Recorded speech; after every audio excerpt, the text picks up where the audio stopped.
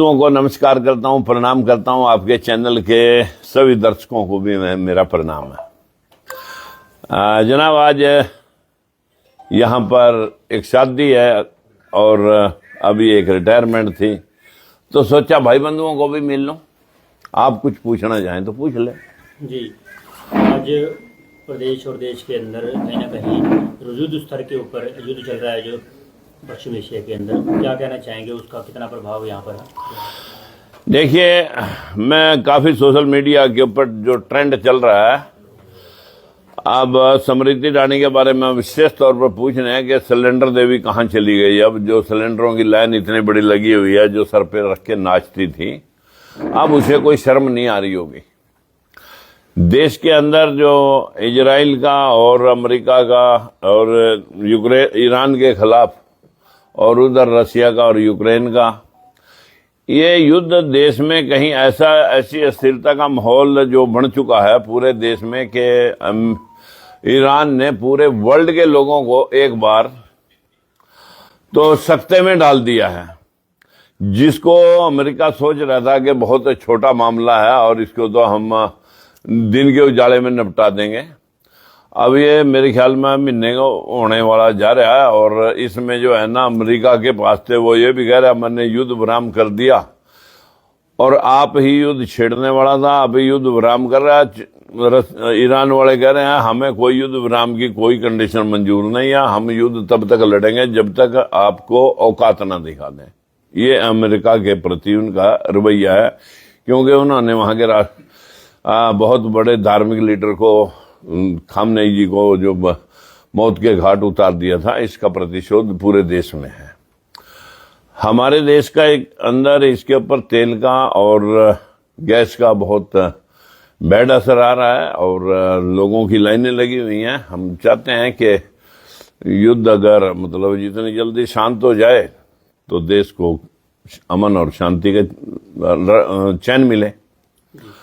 इसके अलावा और कुछ सिलेंडर भी दिक्कत आ रही है, कुछ बताया जा रहा है सिलेंडर की भी दिक्कत आ रही है। नहीं, वो गैस सिलेंडर तो उसी की वजह से है। खाली सिलेंडर तो हमने बथेरे दे रखे हैं देश में। लेकिन और भी सर, ओबीसी का यदि मुद्दा की बात करें तो कितने देखते हो ऑफिसर या मैं कहूँ लगे हुए हैं? अभी मेरे हाथ में ये जॉन बिटाज ने जो सवाल किया था, जो तमिलनाडु के एक एमपी थे, उसने पूछा था कि देश में आईएएस कितने, आईपीएस कितने, आईआरएस कितने, आईएफएस कितने। ये 15,169 लोग हैं। ये मेरे पास लिस्ट है 15,169 की, और इसमें बैकवर्ड के सिर्फ 7% लोग हैं। 6877 पोस्टें हैं, 6877 पोस्टें आईएएस की हैं, जिनमें से 1300 बैकवर्ड की शेड्यूल कास्ट की खाली हैं। 245 लोग अभी कार्यरत हैं बैकवर्ड के, पूरे समूचे बैकवर्ड के 7%। और यही पोजीशन आईपीएस में है, जिसमें 5099 लोग पोस्टें हैं और कार्यरत 5000 हैं, जिनमें अभी तक बैकवर्ड क्लास के 255 लोग बैकवर्ड के हैं और 141 लोग एससी समाज के हैं। ये भी वही 7-8% का ही आंकड़ा बनता है। यही पोजीशन साथियों आईएफएस और आईआरएस की भी है। ये मेरे हाथ में जो लिस्ट है वही 7-8% का आंकड़ा है। देश के अंदर जो 80% आबादी है, एससी एसटी ओबीसी माइनॉरिटी, उनकी संख्या 80% है और उनका हिस्सा देश के जो कमांडिंग टीम है, जो ऑफिसर है, वो सिर्फ 7-7.5% का है। और जो 20% लोग हैं उनकी हिस्सेदारी या क्या कहें, वो सारा देश का सिस्टम ही उनके हाथ में है कि 92% अफसर उन लोगों के हैं, आईएएस, आईपीएस और आईएफएस, आईआरएस। यही पोजीशन देश में 25 हाई कोर्ट, एक सुप्रीम कोर्ट की भी है कि 25 हाई कोर्ट और सुप्रीम कोर्ट को मिलाकर के 1108 पोस्टें हैं स्वीकृत, जिनमें 708 कार्यरत हैं, जिसमें सिर्फ बैकवर्ड की वही 7% की हिस्सेदारी है। यानी लगभग 80% लोगों का हिस्सा 7% है उसमें भी, और 20% जनरल कैटेगरी का के सारी जुडिशरी उनके अधीनस्थ है।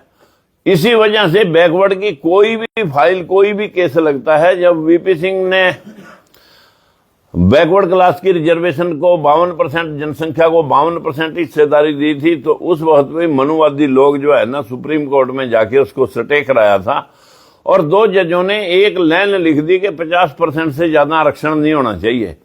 अब 50 में से 22.5% रिजर्वेशन SC ST की ऑलरेडी पहले से है, उसमें पीछे रह गया 27.5, और उस 27.5 में अभी तक का हिस्सा ब्यूरोक्रेसी के अंदर तो सिर्फ 7% है। 27.5 के बाद 7.5% का हिस्सा है, 20% वो भी जनरल कैटेगरी के लोग चाट गए। यही पोजीशन आज हमारे देश के अंदर बनी हुई है कि आखिर हमारे लोग वोट किस लिए डाल रहे हैं। हमें तो यही समझ में नहीं आता ये कौन सा धर्म, सारे धर्म का, हिंदू धर्म का टेंडर इन लोगों ने उठा रखा है, और जब हक और अधिकार की बात आती है तब ये बैकवर्ड है, लेकिन जब वोट लेने हैं तब ये सारे हिंदू हैं। आज हिंदू का जगह जगह जन सम्मेलन, हिंदू सम्मेलन हो रहे हैं। हमें ये नहीं लगता कि इन लोगों को अधिकार के समय तो हम अछूत हैं, पिछड़े हैं, दलित हैं, और वोट के समय हम हिंदू हैं, फिर ना हम ब्राह्मण हैं, ना हम ठाकुर हैं, और ना हम चमार हैं, ना हम सैनी हैं, ना हम गुज्जर हैं, फिर हम हिंदू हैं। और जब अधिकार की बात आती है फिर हम मुखलिफ जातियों में नीच हैं, दलित हैं, पिछड़े हैं। सर हरियाणा में कैसे देखते हैं? हरियाणा के अंदर भी मेरे पास ये गजट नोटिफिकेशन पड़ी है, ये 2019 का मेरे हाथ में आंकड़ा है, ये गजट नोटिफिकेशन है। इसमें पूरे देश के अंदर जो आंकड़ा है वो हरियाणा में उससे भी पीछे है, बैकवर्ड पूरे देश में ये ब्यूरोक्रेसी में 11.23% है, और हरियाणा में 11.23% है, और पूरे देश में 7-8% है। हमारे देश की व्यवस्था का एक मेन कारण है कि हमें मानसिक धर्मांधता में, अंधविश्वास और पाखंड में झोंक करके लोगों ने इस देश की गरीबी का जो मूल कारण है वो इस देश की अंधविश्वास है। हमारे लोग आज भी कावड़ा ढोने में, आज भी हमारे पत्थरों की मूर्तियों में, जबकि कृष्ण जी चाहे वो किताब नकली असली है, जो गरुड़ पुराण में लिख रखा है, जो कृष्ण जी की उसमें वाणी लिख रखी है, उतार रखी है, कि जो मूर्तियों में पूजा अर्चना में अपना समय बताते हैं वो इस जीवन में गधे के समान है। अब ये तो मैं नहीं कह रहे, तो वो शास्त्र कह रहे हैं। मैं ये बात इसलिए आप लोगों के बीच में, सारी ऑडियंस बैठी है यहाँ पर, और आपके सभी दर्शक जो भी आपके इस चैनल को देखते हैं, मेरा उन सब भाइयों से निवेदन है कि इस देश को साइंटिफिक टेम्परामेंट की तरफ लाएं। इस देश में जो पढ़ाया गया है कि सूरज को एक बंदर खा गया, मैल के बच्चे बन गए, आदमी गर्दन पर हाथी गर्दन लग गई, एक आदमी के 10 सिर होते थे, मटके से, मेंढकी से, मंदोदरी मेंढकी से पैदा होगी, हनुमान जो है ना छींक से पैदा, इक्ष्वाकु छींक से पैदा हो गए, और जो सीता माता मटके में पैदा होगी, मुंह से ब्राह्मण पैदा होया, पैरों से शूद्र पैदा होया। यही इसी देश में सिस्टम है जहां मतलब बेढंगे तरीके से लोग पैदा हो रहे हैं। विश्व में जहां सरस्वती लक्ष्मी देवी देवता नहीं है, वहां सारा धन और ज्ञान उनके पास है। हम यहाँ लक्ष्मी और सरस्वती से धन और ज्ञान की कामना कर रहे हैं। मैं सभी भाइयों से विनती करूंगा, आपके सभी दर्शकों के माध्यम से, दोस्तों इस देश के साइंटिफिक टेम्परामेंट को उजागर करो, दिमाग की बत्ती जगाओ। आपने कहा वोट क्यों देते हैं? ओबीसी को बीजेपी ने मुख्यमंत्री बना तो दिया, अब किस बात की पीड़ा है हरियाणा में आपकी? देखिए, मेरी कोई पीड़ा नहीं है, पीड़ा है हक और अधिकार की। अभी हमारे ही समाज के लोग, मैं ये नहीं कहूंगा पूरा बैकवर्ड समाज, हमारे ही समाज के बहुत सारे लोग वहां जाते हैं और मेरे से भी मिलते हैं आकर के, छोटे छोटे कामों के लिए। अगर मैं ये बात रखूंगा बीच में, इस वक्त पिछले दिनों प्रेजेंट मुख्यमंत्री के टाइम में 60 HCS भर्ती हुए, जिसमें शेड्यूल कास्ट और बैकवर्ड क्लास की 50% की हिस्सेदारी रिजर्वेशन की है। उस रिजर्वेशन में 50% में 30 आदमी लगने चाहिए थे, लेकिन बैकवर्ड क्लास के कितने लगे? 4, और शेड्यूल कास्ट के लगे 6, यानी 10। उन्हें EWS का कोटा 10% याद रहा कि उसके पक्के 6 लगा दिए 60 में। यही पोजीशन जो है ना उत्तर प्रदेश में 79,000 शिक्षक भर्ती हुए, अभी 6900 पटवारी भर्ती हुए। सब में जहां 22,000 का कोटा शिक्षकों में था, 2200 का कोटा लगभग पटवारियों में था। सब में किसी में 1400 लगे पटवारी, और जो उसमें वो तो 22,000 की जगह सिर्फ 2200 ही शिक्षक भर्ती हुए। ये भेदभाव पूरे देश के अंदर चला हुआ है। अभी यूजीसी कानून को लेकर के आपने पूरे देश में देखा कि जितनी भी भर्तियां जहां जहां जिन डिपार्टमेंट की होनी चाहिए थी, वो सारे डिपार्टमेंटों में एससी के 3, बीसी के 3, जनरल के 3 और एक HOD, head of the department. ये मतलब कमेटी बनाएगा, चाहे यूनिवर्सिटी है, कॉलेज है, अन्य डिपार्टमेंट हैं, इनकी देख रेख में वो भर्तियां होंगी कि तीनों वर्गों के लोग बैठेंगे और वो किसी के साथ अन्याय ना हो, और उनकी देखरेख में ट्रांसफर, प्रमोशन और सिलेक्शन का कार्यभार 1956 में कमेटियां, इक्विटी कमेटियां, बराबर कमेटियां बननी थी।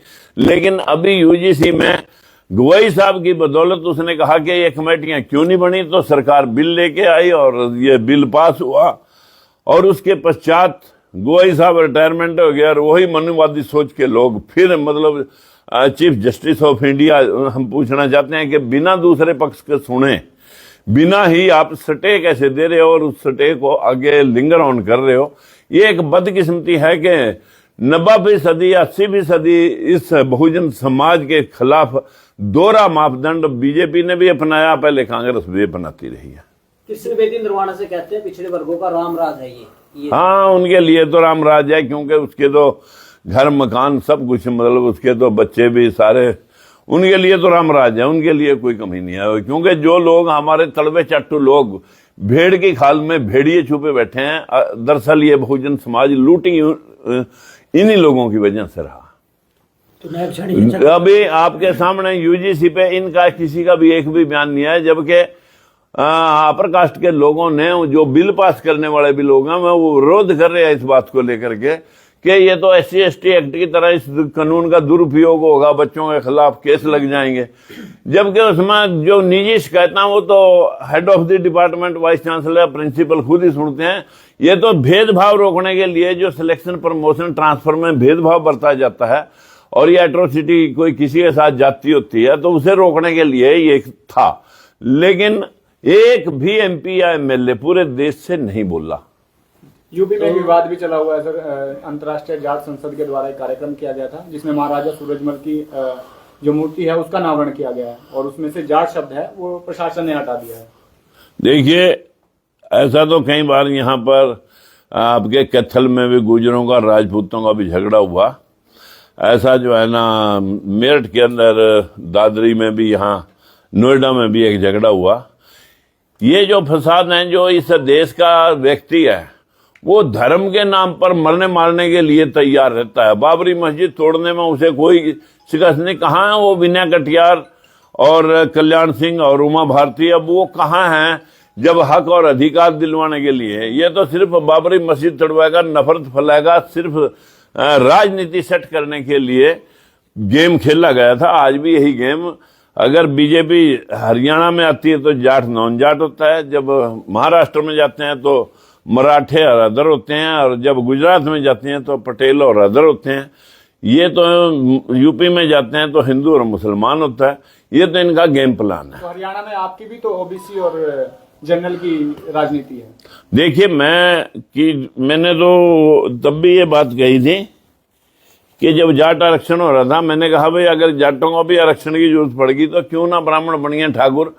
सब जातियों को जनसंख्या की गणना करके सबको उसके पैरामीटर में बांधा जाए कि अपनी जनसंख्या के औसत अनुपात से बाहर कोई आदमी एक सीट भी ना ले सके, और उसी दिन रामराज इस देश में आ जाएगा जब सब जातियों का हिस्सा सबको मिल जाएगा। हर जाति में पढ़े लिखे 1-2% नौकरी है, और 1-2% छोड़ 10% लोग तो सब जातियों में पढ़े लिखे हैं।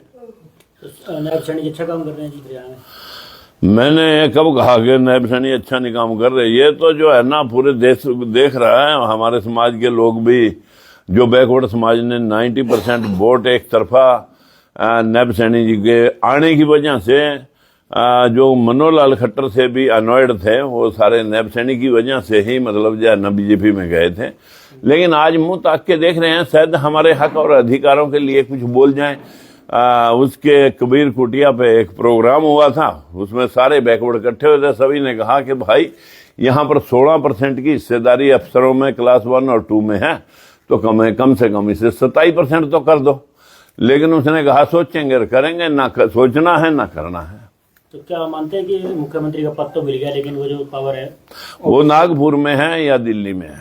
दिल्ली में किसके पास है? दिल्ली में अमित शाह और जो आरएसएस के लोग हैं, सारी पावर तो उनके पास है। यहाँ तो मोदी तक को भी तेली तंबोली बोल दिया गया। राजनीतिक लोग कहते हैं कि बीजेपी की बी टीम के रूप में आप लोगों ने चुनाव में काम किया। मैंने बी टीम के रूप में क्यों काम किया? मैं तो ए टीम के रूप में काम किया कि जब नैब सैनी को बैकवर्ड को मुख्यमंत्री की मनोहर जो अपने अमित शाह जी घोषणा करके आए थे, मैंने कहा ठीक है भाई, बैकवर्ड का अगर मुख्यमंत्री कोई भी पार्टी बनाती है तो हमें स्वीकार है भाई, हमारे बच्चों के, हमारे लोगों के हक और अधिकार सुरक्षित हो जाएंगे। तो मैंने तो ए टीम के तौर पर ही काम कर दिया था। मैंने तो एक तरफा सभी सीटों पर इनका समर्थन कर गया। क्या कसूर था जो आपके साथ लगे हुए थे? उन लोगों की कुछ महत्वाकांक्षाएं थी, उन लोगों की महत्वाकांक्षाएं थी चुनाव लड़ने की, उन लोगों का क्या कसूर था? उन्होंने वो मैक्सिमम सारे ओबीसी के लोग थे और सभी की एक अभिलाषा थी कि जनाब हो सका हम अपनी पार्टी से कोई ओबीसी का मुख्यमंत्री अभी तक ना बना पाए, लेकिन जब एक पार्टी कर रही है तो प्रयास, तो क्यों ना उसी को सपोर्ट कर दिया जाए। तो सभी ने सर्वसम्मति से वो फैसला लिया। एलएसपी के लोगों के काम करता है फिर मैच में? एलएसपी के छोड़, वो अपने ही लोगों के करते हैं, एलएसपी के तो करने की क्या जरूरत है। अरे एक लास्ट प्रश्न है सर, सुप्रीम कोर्ट का भी ऑर्डर आया था और निर्देश भी था कि जो जाति मतलब धर्म परिवर्तन करेगा उसकी सारी फैसिलिटी दी जाएंगी, इस पर क्या कहना चाहेंगे? देखिए, इस देश में बौद्ध धर्म जो था बहुत सारे लोगों ने स्वीकार किया। यहाँ बहुत सारे लोग क्रिश्चियन बने, बहुत सारे लोग इस्लामियत कबूल कर गए। लेकिन हर धर्म में जातीय व्यवस्था है। ये नहीं कह सकते कि मुसलमानों में भी पसमानदा हैं और बौद्ध में मैं कहूँगा 80% लोग SC ST और OBC के ही हैं। और जो मैंने वैसे वो खुद गौतम बुद्ध ने कहा था, इंसान का कोई धर्म नहीं होता है, धर्म है इंसानियत। अब अगर इंसानियत के खिलाफ बीजेपी या कांग्रेस काम करेंगी तो पता लग जाएगा लोगों को। ठीक है, धन्यवाद।